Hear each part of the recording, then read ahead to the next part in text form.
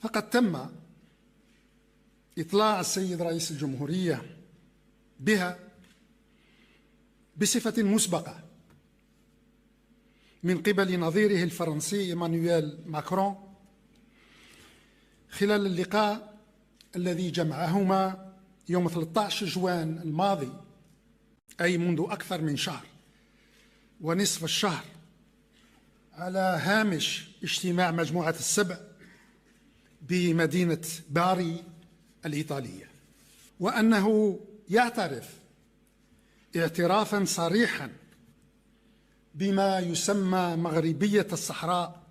وخلال ذات اللقاء كان رد السيد رئيس الجمهورية صارما وحازما ودقيقا للغاية.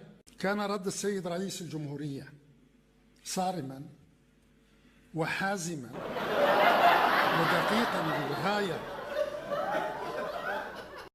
كان رد السيد رئيس الجمهورية صارما وحازما ودقيقا للغاية